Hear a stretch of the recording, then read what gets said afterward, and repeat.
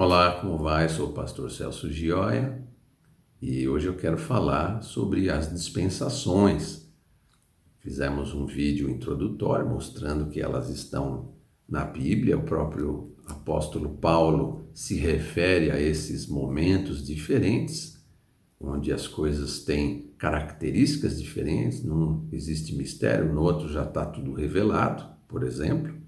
Então Deus trabalha dentro desta realidade. Ele não informa tudo num certo período, no outro ele já se preocupa em revelar tudo aquilo que estava oculto. E o homem, dentro dessa realidade, quando ele vai interpretar a Bíblia, quando ele vai ler a Bíblia, ele descobre algumas dispensações, algumas formas diferentes de Deus tratar com o homem. E isso vai ficar muito claro através da nossa leitura aqui da palavra. Então, antes de começar, eu digo para você, fique até o final, tenha um entendimento claro sobre tudo. Se for necessário, volte, assista o trecho novamente, aquilo onde faltou algum entendimento, porque aqui no YouTube a gente não pode demorar muito, a gente tem que ser um pouco rápido. Então, faça isso. Também diga para os amigos que você assistiu, que você gostou, passou a entender melhor a palavra de Deus. Tudo isso você vai estar ajudando a evangelizar as pessoas, a trazer um maior conhecimento da palavra de Deus, que é muito importante, vai ser vital nos últimos tempos. Também deixe o seu like, se inscreva no nosso canal e nos ajude aí nesse trabalho de trazer mais conhecimento para as pessoas que assim desejam. Lógico, livre-arbítrio, né? Liberdade para aquele que deseja. Bem, as dispensações, então eu vou mostrar para você, segundo uma divisão clássica de dispensações, existem 7 dispensações. Então vamos a elas e você vai entender. A primeira dispensação é da inocência, porque existia um período na história que é contada na Bíblia, em que o homem era inocente, ele ainda não tinha pecado, então o jeito de Deus tratar com ele era diferente. Tanto que Jesus aparecia para Adão.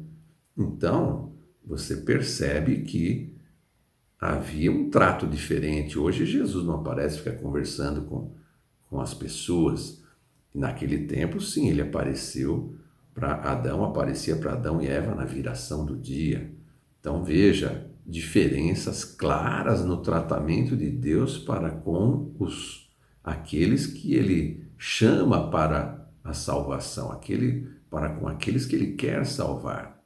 E por que ele podia ser visto por Adão e por Eva e hoje isso não acontece ou não aconteceu durante muito tempo no Velho Testamento? Porque não havia pecado no homem. E aí então ele podia ter um contato mais direto com Deus. Então veja como muda o tratamento. A gente percebe que quando existe a queda, né, lá no capítulo 3 de Gênesis, aí a coisa fica diferente, porque eles são expulsos do paraíso. 3:23, o Senhor Deus, pois, o lançou fora do jardim do Éden, para lavrar a terra de que fora tomado. E havendo lançado fora o homem, pôs querubins ao oriente do jardim do Éden, uma espada inflamada que andava ao redor, para guardar o caminho da árvore da vida. Veja que os querubins sempre guardam a presença de Deus.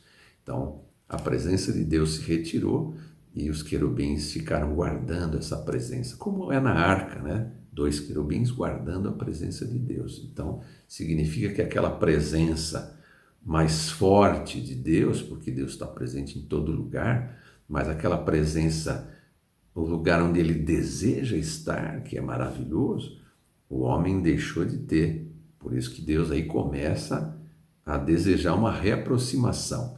Então veja, como Deus tratava o homem nessa época é diferente de como ele tratava depois. E eu vou mostrar um detalhe que você vai achar muito interessante. Está lá no capítulo 1.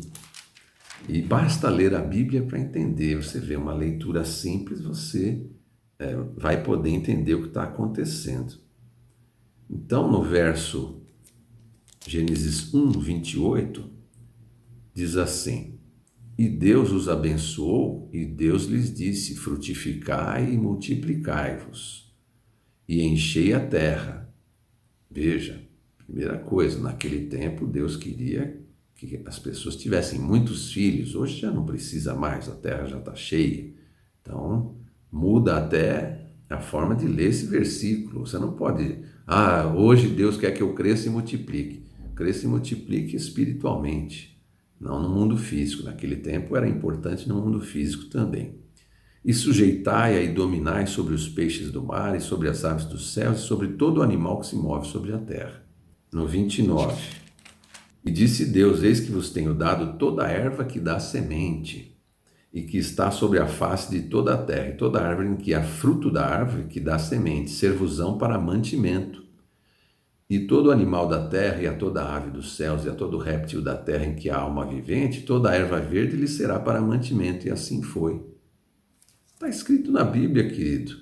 Interpreta literalmente. O homem e todos os animais eram vegetarianos. Por quê, pastor? Porque Deus mandou. Deus fez assim. Por quê? Porque o solo dava vegetais exuberantes, maravilhosos, saborosos, cheios de vitamina e força. Depois você vai perceber, através da maldição que existe em Caim, porque o sangue de Abel foi tragado pela terra e Deus amaldiçoa a terra e diz que a terra já não dará aquela força para o homem, ou seja, é uma forma espiritual de ver, mas a terra foi perdendo um pouco da sua força, da sua energia para dar alimento. Então vai chegar mais lá na frente, a gente vai perceber que Deus vai permitir ao homem e a outros animais que eles deixem de ser vegetarianos. Mas aqui, na dispensação da inocência, que vai da criação até a queda do homem, o homem é vegetariano. Então vamos para a segunda dispensação, que é a da consciência.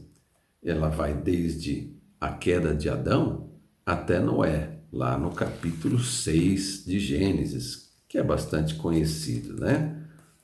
Deus fala que o homem começou a se corromper e ele vai trazer juízo sobre o homem através do dilúvio. E então, nós sabemos, vem toda a passagem de Gênesis 6, 7 e 8, o dilúvio acontece, e quando eles saem do dilúvio, parece que muda a dispensação. Por quê? Deus já começa a dizer assim. Então veja, os animais todos entraram na arca, alguns dizem assim, foi sobrenatural. Não foi não. Os animais eram vegetarianos. Todos foram alimentados com vegetais. Não havia briga entre os animais, nem entre o homem e os animais. Mas aí no capítulo 9 a gente começa a perceber outra coisa. Para que não se formasse a grande família saindo da arca, ficassem todos ali juntos, unidos, ai que lindo, mas totalmente contra o propósito de Deus de reocupar a terra, o que Deus fez? Está ali no Gênesis 9, 2. E será o vosso temor e o vosso pavor sobre todo animal da terra e sobre toda ave dos céus. Tudo que se move sobre a terra e todos os peixes do mar na vossa mão serão entregues. Tudo quanto se move que é vivente será para vosso mantimento. Tudo vos tenho dado como erva verde. Deus, na sua sabedoria, ele coloca pavor entre o homem e os animais. Então, isso que existe hoje só aconteceu depois do dilúvio. E aí também a carne dos animais passou a ser alimento para os homens. Então, mudou a forma de tratar aqui. E isso acontece várias vezes na Bíblia. Isso aqui é um exemplo para você entender que muitas vezes, em certo período, Deus quer uma coisa, em outro período, Ele quer outra. É muito prático. Deus não pode ficar preso na lei, Ele não pode ficar preso naquilo que Ele mesmo falou. Deus é um Deus inteligente. Então, o crescer e multiplicar, tinha lá um momento específico. Aqui Ele continua dizendo para crescer e multiplicar, porque tinha que se espalhar pela terra, e ele até ajuda fazendo com que o homem não tenha mais aquela convivência tão suave, sutil com os animais, só com os domésticos, com outros animais, pavor e medo, né? Então eles se tornam quase como inimigos, o homem, o leão, o homem, o tigre e o hipopótamo, o rinoceronte, todos eles são selvagens, né? Não convivem harmonicamente com o homem. Bem, nós podemos perceber dessa forma que na dispensação da inocência e mesmo depois havia o vegetarianismo. E quando a família de Noé e todos os animais que estavam na arca saíram, passou então a existir o vegetarianismo. Não passou a ser a regra, mas sim a exceção, e aí o homem foi autorizado a comer a carne. Por quê? Porque a terra já não dava mais o poder todo de alimentar que ela tinha no princípio. Então veja, Deus fez isso de forma a sustentar melhor o homem. Isso faz parte da evolução da terra como um organismo vivo. A dispensação ela deixa isso mais evidente, então não existe aquele questionamento: será que os animais para entrar na arca tiveram alguma coisa sobrenatural da parte de Deus? Não, nada mostra isso na Bíblia, mas mostra que deixou de haver o vegetarianismo, os animais também passaram a comer carne e o homem também. E percebemos então que as dispensações têm semelhanças, salvação pela fé, a tentativa de Deus se aproximar do homem sempre, né? Mas tem as suas diferenças também que são relevantes. Eu vou ter que fazer uma pausa aqui, porque senão o vídeo fica muito comprido. É melhor a gente repartir a palavra. E assim, quem quiser, quem desejar, vai para a parte número 2, depois 3 e assim por diante. Então, eu espero você no nosso próximo vídeo.